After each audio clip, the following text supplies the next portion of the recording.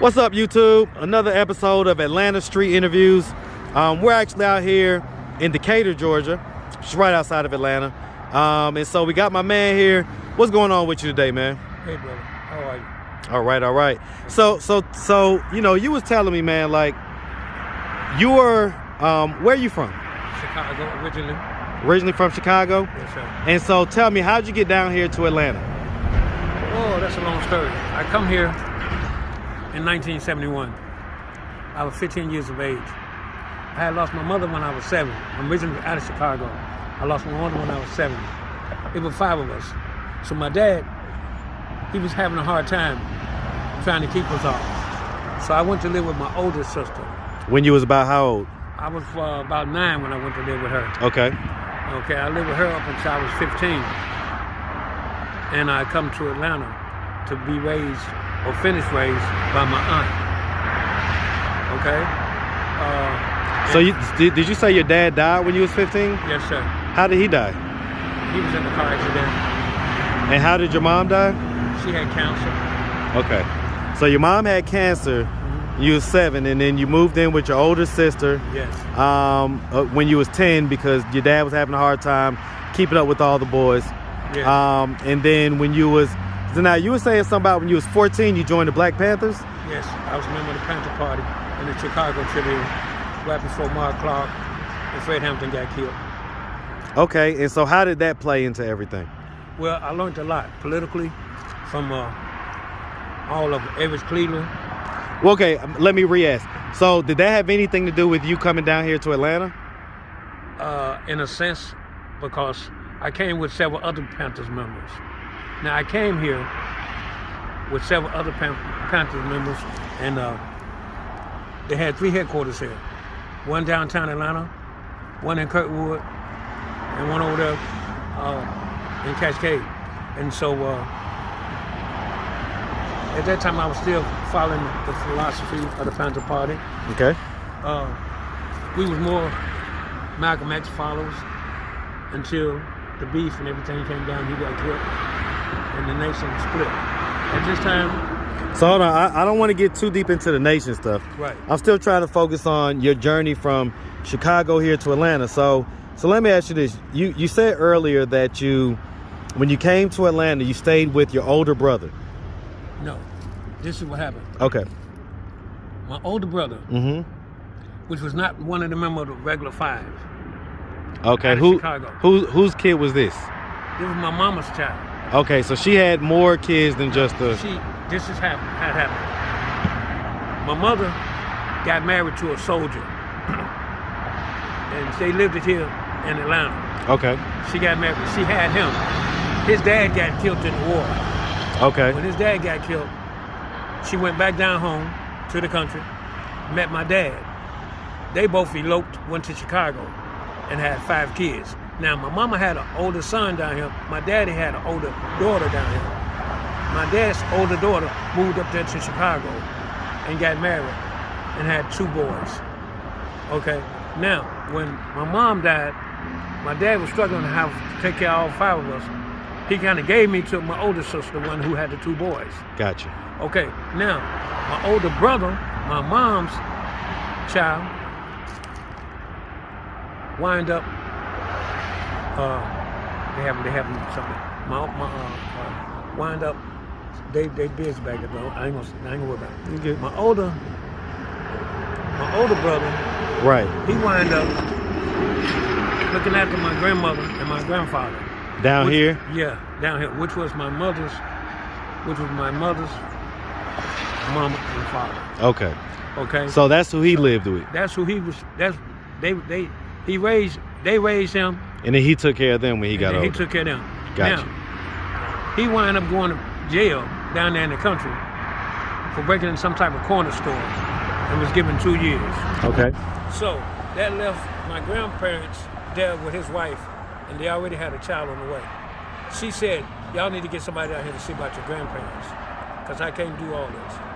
So my older sister and my aunt on my daddy's side said, send Tom, because Tom is in school, he's doing all right, he's an AB student, and so we'll get him out the city. And your Tom? Yes, sir. Okay. Send Tom. So he's an AB student. They give him a chance to go on to finish school down there and possibly go to college and make some of himself. So when I came here with with my sister, to my aunt's home, we visit my grandparents and my sister-in-law. Okay. And let her know that she had help. Okay. I would help her until my brother got home. I did not live with my sister-in-law. I lived with my aunt.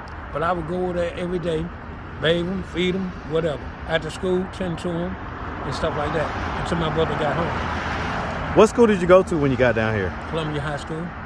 Okay. Yes, sir.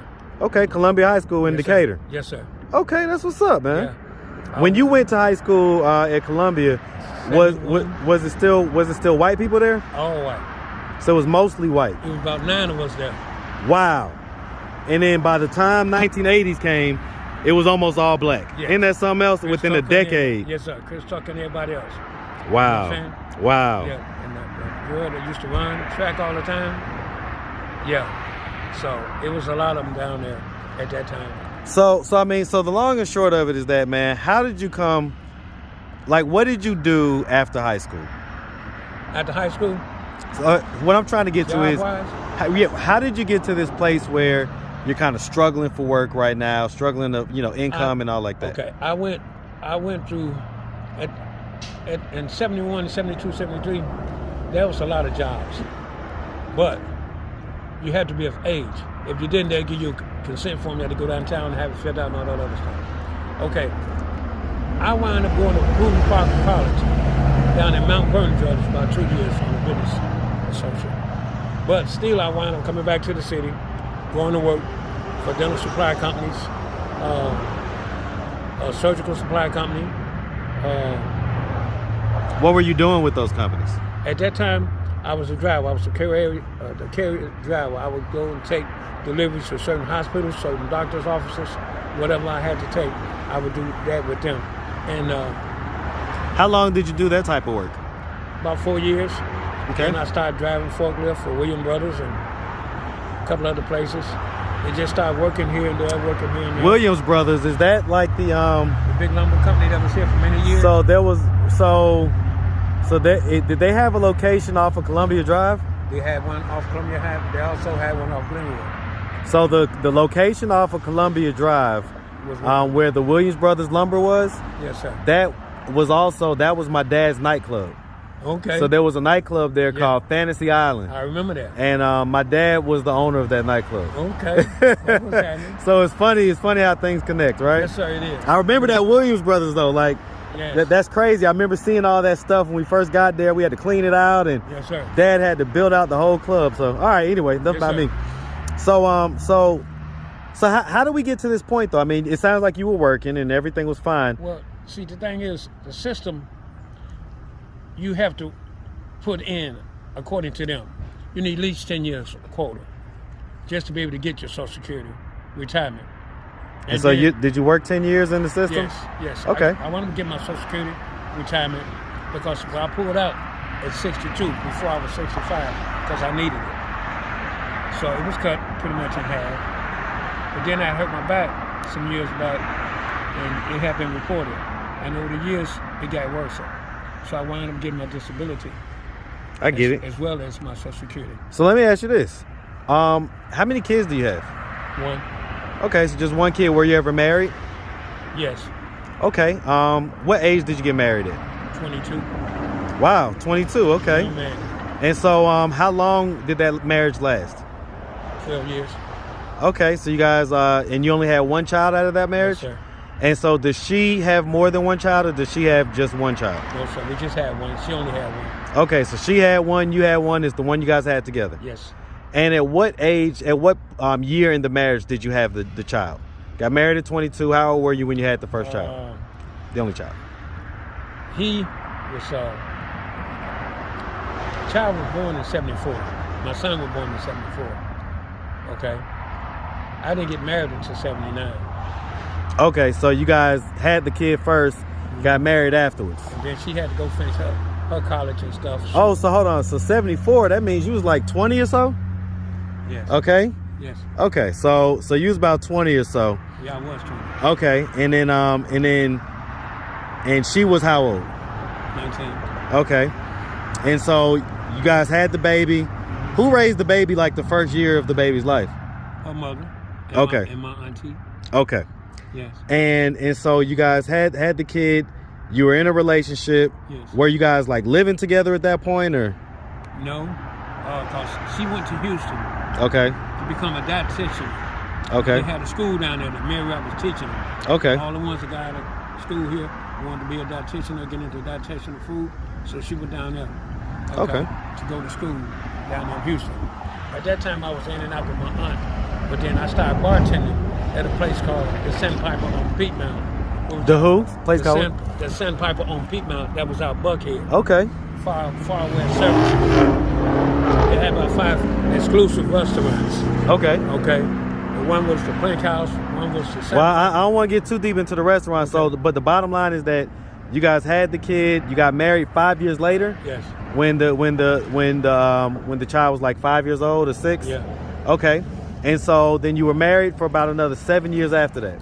Yes. Okay. And so what broke down in the marriage? Why'd you guys get divorced?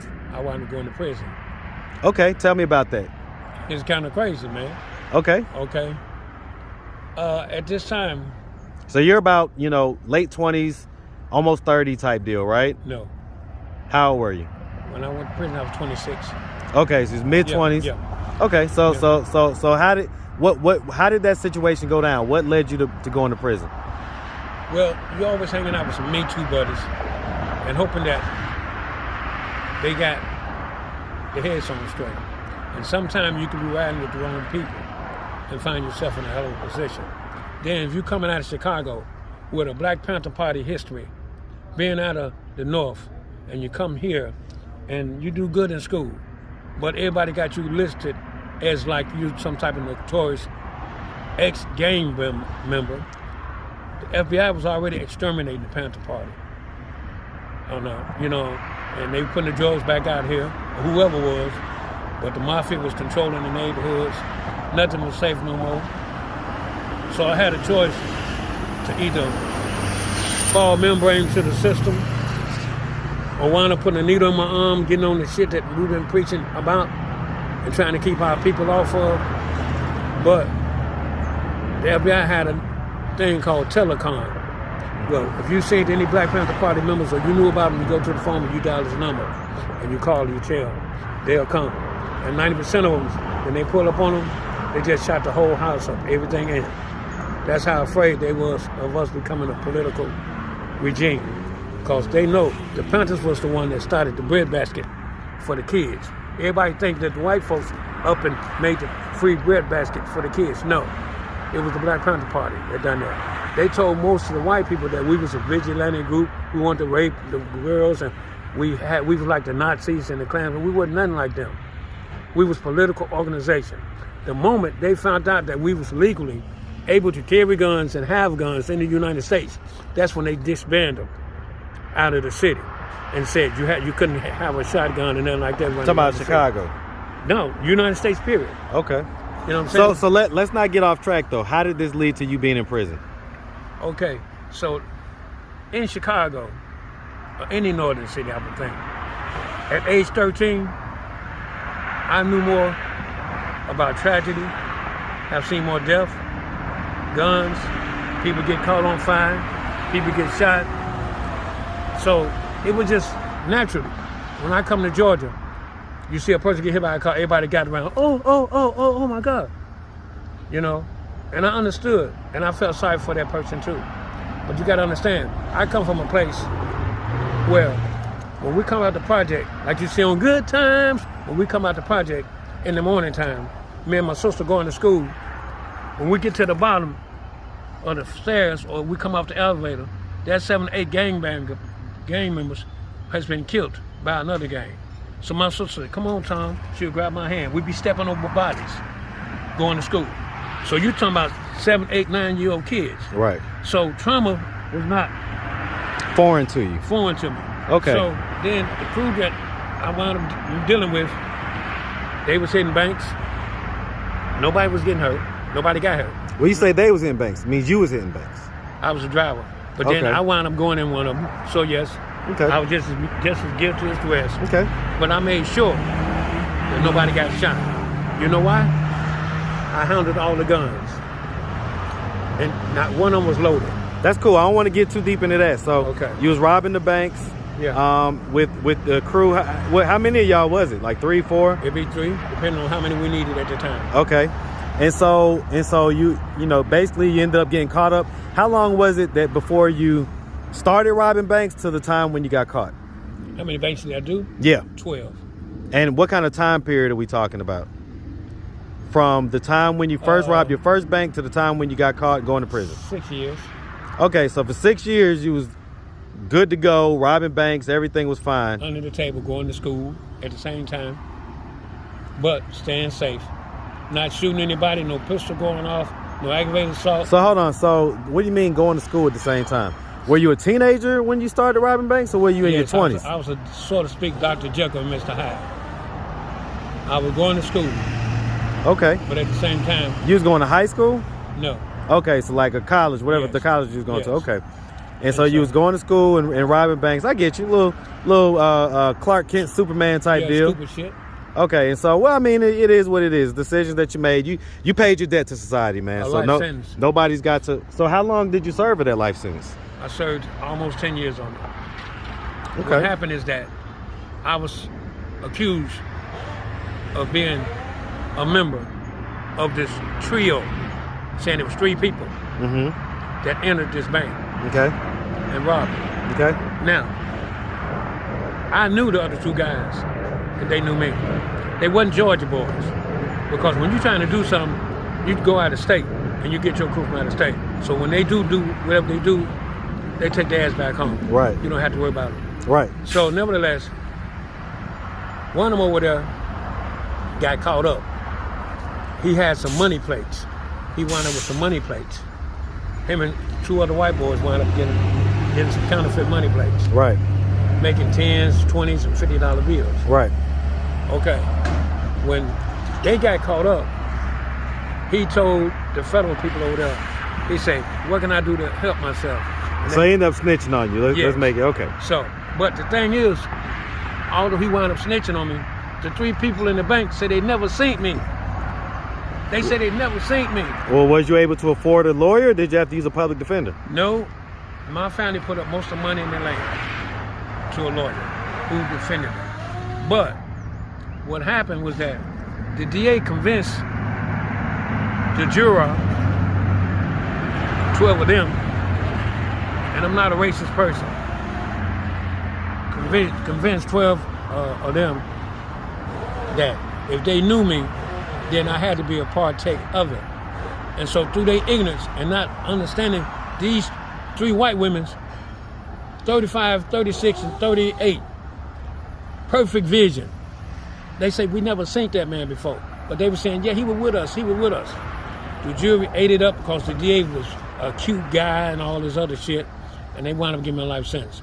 4 years later, the federal court of appeals, as I kept on appealing my case, because once I lost, I couldn't afford to keep my attorney, I had started to file stuff of my own. And what they did, they hung their head on what I was saying. I was saying, tell me how 2 people that know of me, but they don't know my whole name, they don't even know I'm married, they don't know where I live at, can say that I was with them when 3 tellers that was robbed said, we never seen this man before. And I was the one who they said went over the counter, got everybody and put him in the room. My attorney said, look at this man. He's got a baby face. You would know him if you see him again. They say, no. They say the man that came in with them had a cut in his face. I ain't got no cut nowhere on me. So let me just ask you, I mean, since the whole situation is... What the federal court did, they reversed it. They cut the life sentence down to 20. Up under that, up under the 20 years, under the old time system, we do 2 for 1. So that cut the 20 and a half to 10. Okay. I done 8 and a half, almost 9 years. And then I wind up getting out, starting my life over again. Okay, and so when you got out, at that point you was divorced. Yes. So your wife divorced you while you was in prison? Yes. Did she stay with you for a little while you was in prison? Yes, she did. Matter of fact, I was one that filed it. You was one of the... Filed the paperwork. Okay. Oh, wow. You filed the divorce paperwork. Yes. Why is that? Because they gave me a life sentence. I don't know when I'm going to get out or whether or not I'm going to ever get out. People such as myself coming out of Chicago, got any type of backtrack record, any Panther affiliation, any type of group. They're trying to railroad you. They're going to send your ass to the worst prison. So I wound up going to the worst prison, which is Reedsville. Reedsville. Yeah. Okay. So you never know when you're going to get out or either whether or not you're going to get out. Right. Okay? I've been stuck, stabbed. I don't stuck and stabbed. So, I mean, I had to fight for my life. Right. But I didn't know. So, I mean, tell me about that. Like, so Reedsville prison. So it's really the real deal. And you saying that to the point where you done stuck and stabbed folks before. Have you ever killed anybody? I don't know. As far as me knowing that I killed somebody, no.